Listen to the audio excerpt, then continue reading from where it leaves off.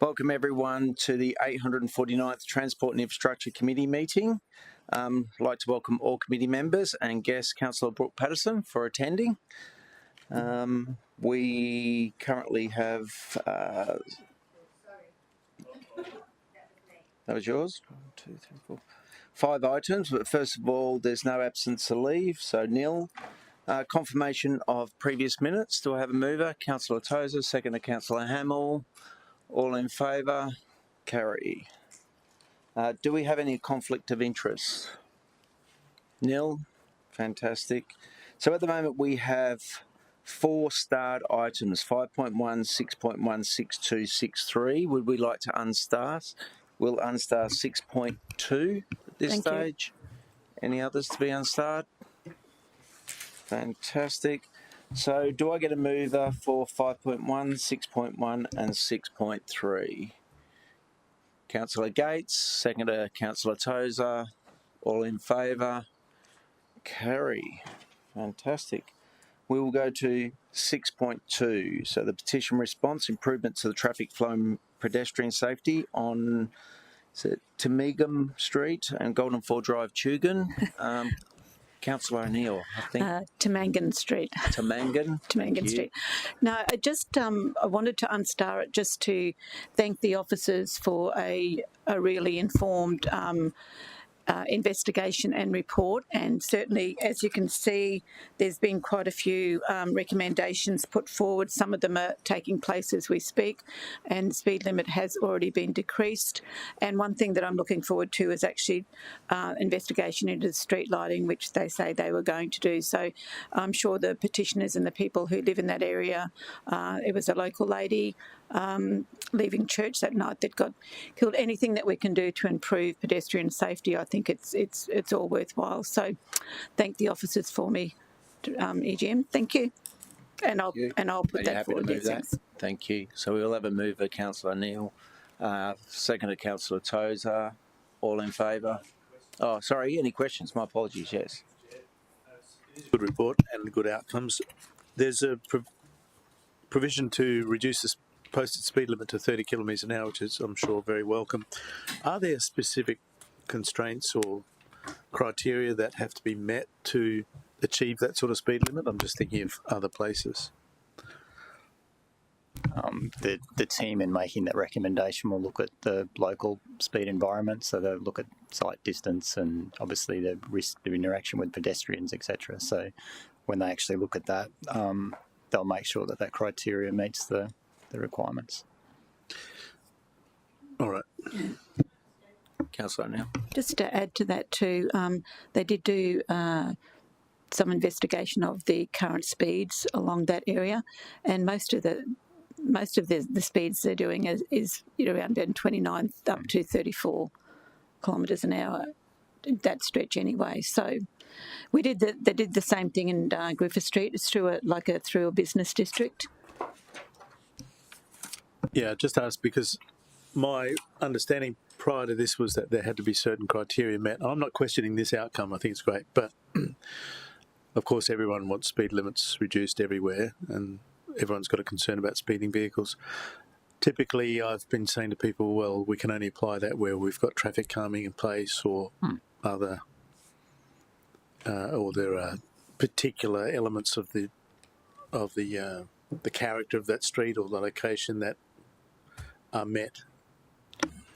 Look, so I do know that I've seen in my particular area, obviously, where traffic doesn't. Bring one of the officers in too, Councillor. Sorry, got an officer coming through the talk to it. Fantastic, but obviously where there's areas where we've got a lot of pedestrians because of the built-up areas, and we've noticing the traffic speed is a lot lower. I've seen quite a few areas in my area, Division 10, that has been reduced in the built-up area, but I'll hand you over. Lucas, if you'd like to provide... Tom, if you want to provide some additional commentary. I think the question was just in relation to the criteria around change in speed environment for what criteria we look at.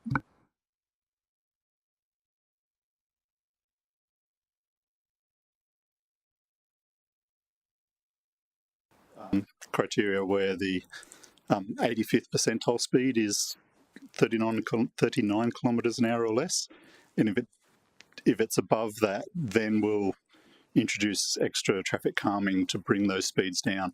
But if the speed is already below 39, then we don't need to introduce any extra traffic calming.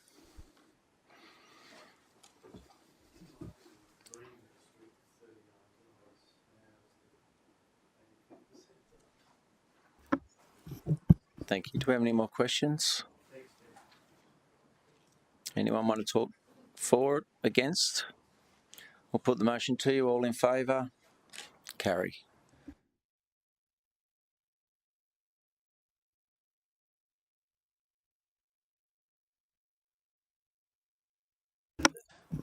I've been dealing with Tom for a long time. He does a great job. Thank you. We'll now go to 6.4, the Northern Gold Coast Bus Service Improvement Initiative Project, annual update.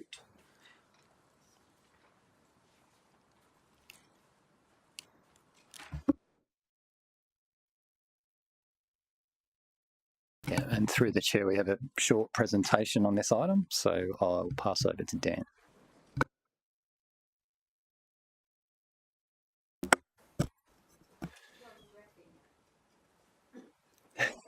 Through the chair, good afternoon, councillors.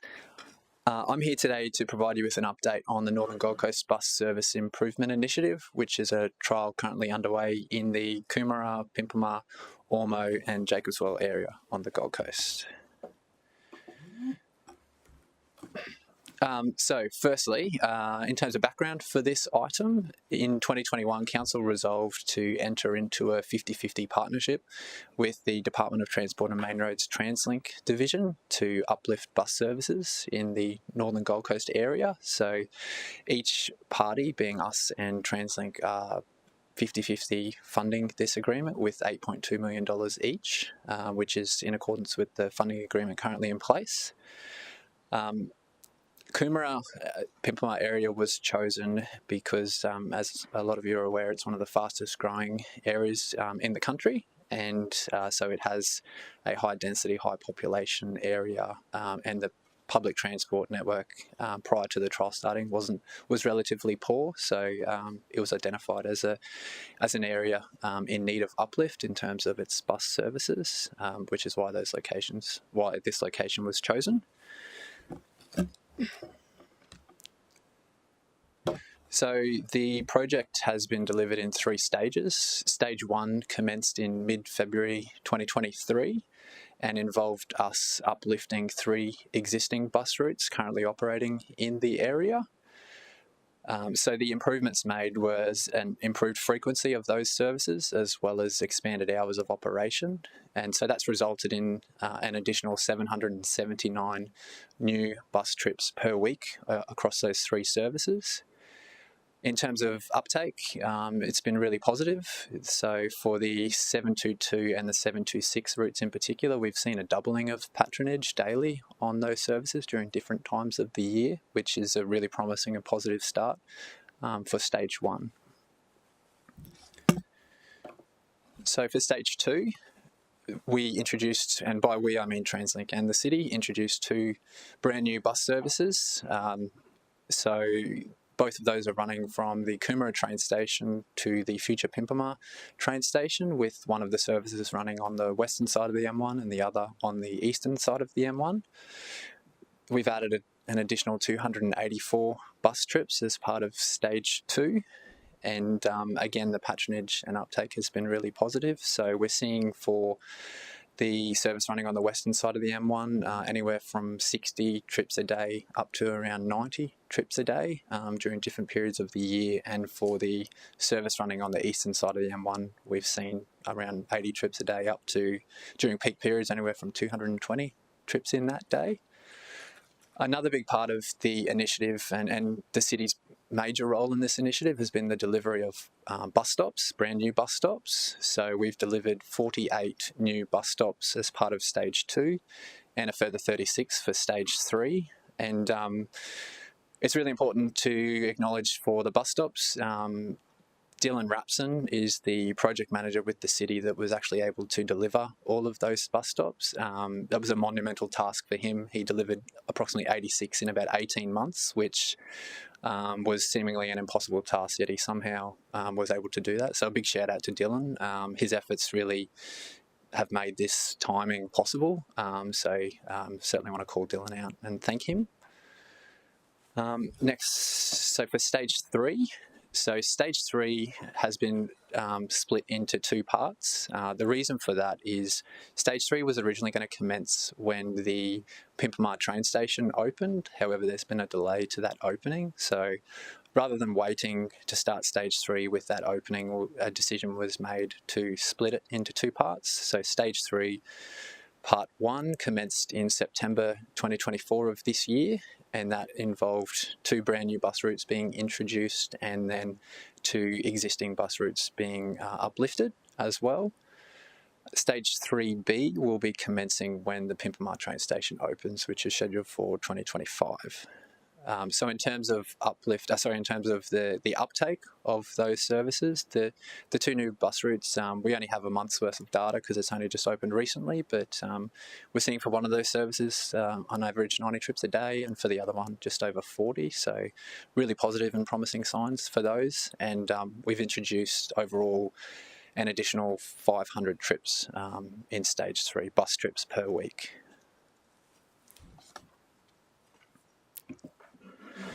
So in terms of the trial moving forward, there's no further stages to be introduced other than the minor change mentioned for stage 3B. So from this point forward, the new services are going to get the chance to realise their full potential, for them to be, I guess, further bedded into the network, and then the trial will be evaluated by TransLink in early 2026 to determine if the uptake has been well received, if it's achieving the requirements in accordance with the KPI that's attached to our agreement, and then TransLink will be making a call whether or not to continue with the services in their current form beyond the trial. So we're expecting further information about that in early 2026, mid-2026.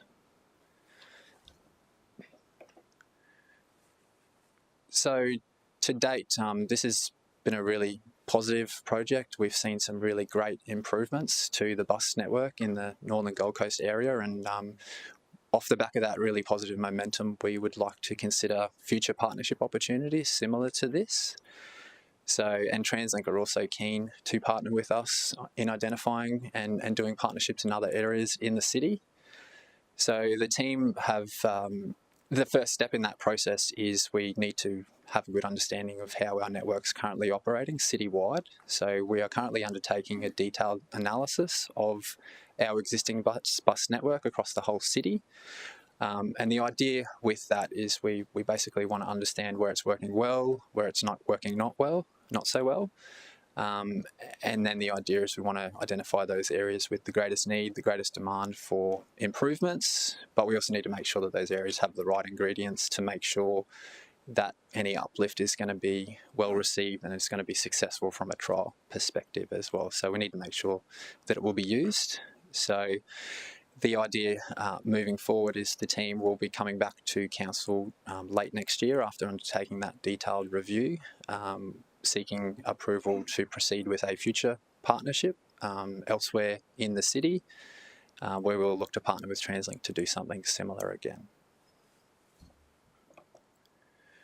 So in terms of next steps, as mentioned, so for the Northern Bus Initiative, the plan from here is that Stage 3B will be introduced with the opening of the Pimpamar train station, and then the initiative itself will be evaluated in late 2025, early 2026 by TransLink, with a decision made on the next steps for those services.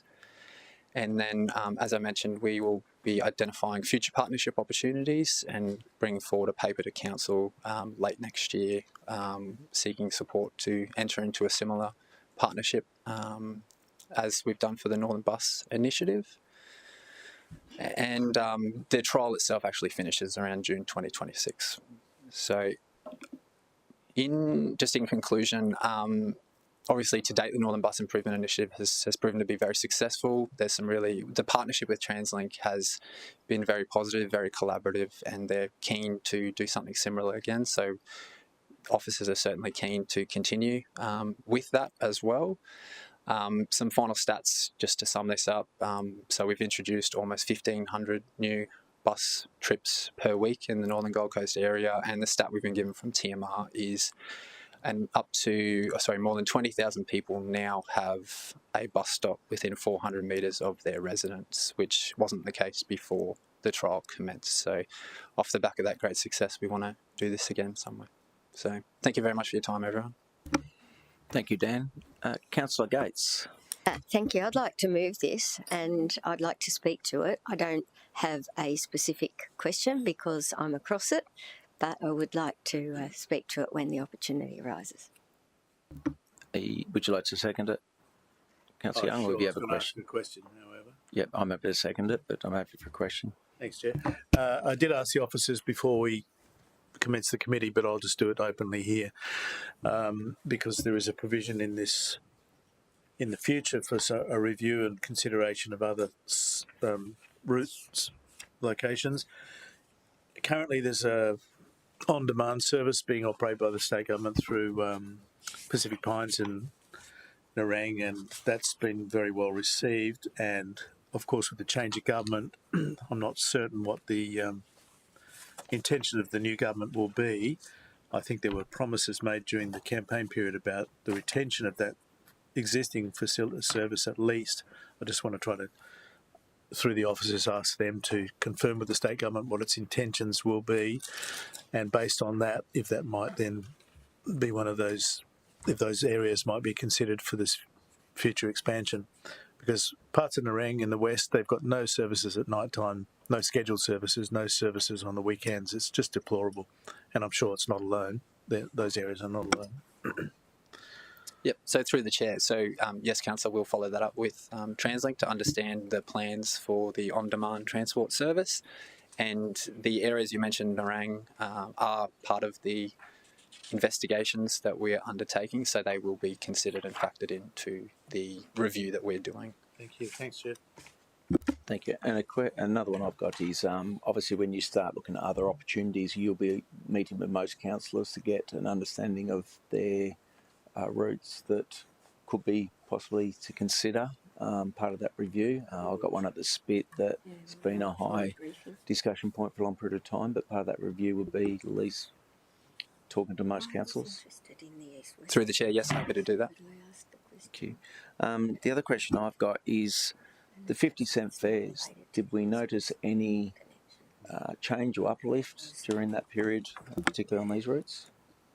Through the chair, we did receive some stats which showed there had been an additional uplift to these services after the 50-cent fare was introduced. So yes, there has been a further increase on top of that initiative. Do we have any more questions? Councillor Tozer? So first, thanks for the report. It's been great seeing how the Northern Gold Coast we've been able to provide some data. It doesn't surprise me at all that the state government of TransLink is happy for this to continue, given that we've given several $1 million to state bus services, and obviously we've done it for a really good reason, and I think there's a great outcome. But I can see why they want us to continue doing it, and I think it probably has merit in certain areas. I wanted to ask, when we do have new developments, how do bus services actually get delivered? Like, what actually happens when we approve a bunch of houses? Through the chair, so obviously the state are responsible for delivering the public transport services. So our understanding is that they undertake a review approximately every 5 years into the network, which factors in future growth, including developments that have either been delivered or are to be delivered, and that helps them understand where there is demand outside of the current network. So it's a part of like a 5-year review that they undertake, where they've seen where the new growth areas are that they may not necessarily be currently hitting the mark in terms of demand. And is the 5-year review a project of the Department of Transport and Main Roads, or does TransLink do it separately? Through the chair, well, TransLink are a division within the Department of Transport and Main Roads. Oh, so they're not actually autonomous. TransLink's actually is embedded, yes. as opposed to autonomous. Correct. Okay, cool, awesome. It would be silly of me not to take this opportunity to say I've got 10,000 people moving into the single largest housing development over the next kind of 5 to 8 years, and their take-up of houses has been significantly faster than anyone expected. At Skyridge and Warrongary, I'm going to need those services, and it'd make sense for that to connect to the brand new station that's being built right now at Merrimack. So I'm just going to flag that on the record. There's no doubt when the state government approved that development that they had full consideration for integration with the public transport network. I'm not sure if your tongue is firmly in your cheek when you said that. Completely and utterly. Yeah. And part two is that the community of Benogan, who have been without any public transport forever, it would be wrong of me not to say, hey, Benogan needs a bus. There's no bus currently, and we've got 2,000 or 3,000 people down there that just need one route a couple of times a day. So I'd love to be on the list of next chance. Councillor Hamill. Through you, Chair. What's our future plans? So we were involved with the education piece with TransLink, so letterbox drops and information stands and whatnot. Is there more to be done in that space? So once the final stage of stage 3 is done, is there planning to continue the education piece to drive that behaviour change? Through the Chair, as part of the trial that we're undertaking, there's currently no plans to undertake any further comms and marketing. So we have done, for each stage, we have done marketing, and we've also done an additional set of marketing. So we have done 4 in the last sort of 2 years, but I over the next 12 to 18 months, there's none currently planned. So, Chair, through you, I think that might be a missed opportunity that if we've got TransLink openly saying to us they're interested in more partnerships, the more successful that this first trial is, the better. And for the sake of, compared to the $8 million investment, a small investment in further education to drive more patronage wouldn't be a bad thing. Don't need any form on the resolution for that, but I think that would be a good action to take away of maybe next year's budget, considering where that fits into the education program that we already do through other things. Yeah, through the Chair. Happy to talk to TransLink about doing that. Chair, my second question was, we've started to get a little bit of feedback through my office about, from a few streets or a few developments, like, can the bus route change and come around here instead to us? It's really good on-ground intel. Like, one of the examples is Halcyon, which is a 1,000-person retirement village. The feedback from those residents is if it just could come a little bit closer to us, we would love to use it more, but it's too far a walk for us at the moment. What is the best path for that feedback to come through to make sure that it gets to TransLink? Through the Chair, happy to take that through our team and work with them on that. And in your experience, have you seen that lead to TransLink prepared to make changes to routes based on real feedback? Through the Chair, yes, we have. Yeah. So, yep. And Halcyon was a challenge. So we did look at that at the time. There were significant engineering issues with providing a bus stop close to that development.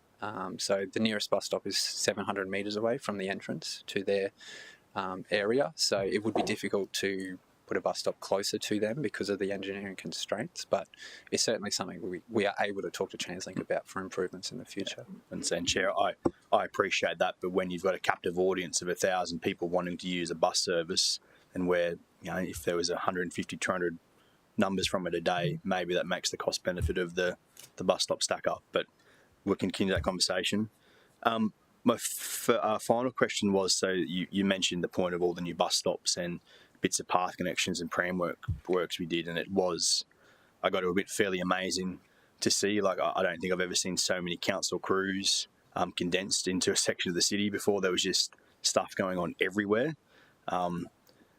So we got that first run out. Is there any planning or any analysis to be done of where there may be additional links of footpath or additional pram works to be done based on community feedback to help improve accessibility? Because it continues to be the number one piece of feedback I have is it's great that the bus stop's there, but because of a missing piece of footpath, I can't get to it, especially for people with disabilities. So through the Chair, so Councillor Hamill, we have spoken with the active transport team about that, and the feedback we've received is so those future improvements have been packaged up with that multi-criteria assessment that we do citywide for our future footpaths. So it's been factored into that future program. Do we have any more questions? Councillor Gates, did you want to? Yeah, I do. Thank you, Chairman, because I want to just say how welcome this report is, and in fact how welcome the service is. The 722 and 726 have been really, really appreciated by the community, and for the area, the 720 that's coming or being trialled is fantastic because it allows people to get from the Coomera station to the west of the highway where all of the private schools are. So most of the kids that go to the private schools live on the east side and then have to get across the highway to get to school. And in regard to Councillor Hamill's question about have the Department of Transport responded to our requests, the Pimpamar Sports Hub was designed with a specific bus drop-off area, and for years I lobbied for that to be included in the ultimate route on the west side so that we could get people to and from that hub. And it's great to see that that 720 service does exactly that. So they might take a little while to listen, but they have clearly listened to that one. And it's really terrific because it was really difficult for people to use any form of public transport in the north to get to work, as well as getting their children to and from school. The services just didn't align in such a way, but with the more rapid service, people are far more satisfied.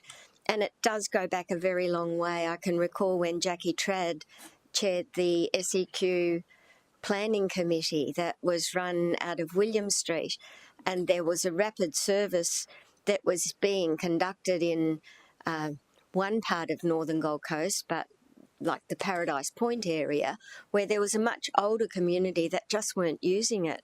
So we tried to get it transferred to the north, and at the time I recall her saying, well, there's no point because the statistics don't support it. But that was only because the service was so poor that it couldn't be supported. So it's like build it and they will come, and they have come to use this service. So thanks to the officers, and although I'm reluctant for the city to be contributing to public transport when it should be the state's responsibility, without this contribution we wouldn't see this benefit for Northern Gold Coast residents, and they do deserve it because despite the heavy rail connection now to the light rail is going to be a long time getting up to the north to serve our residents' needs, and so it's good for them to have a win in some form of improved public transport.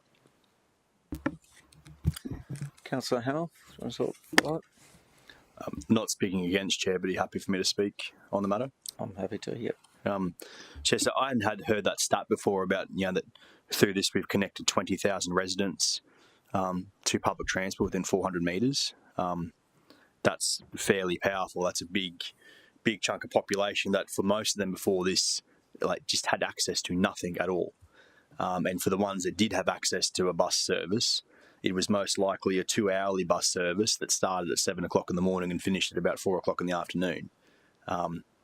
What we've seen now is earlier starts and later finishes. So people are using it. So we've also seen a corresponding increase in the amount of people using the heavy rail stations because they can now get on a bus early enough, get to the heavy rail station and use that to head north or south.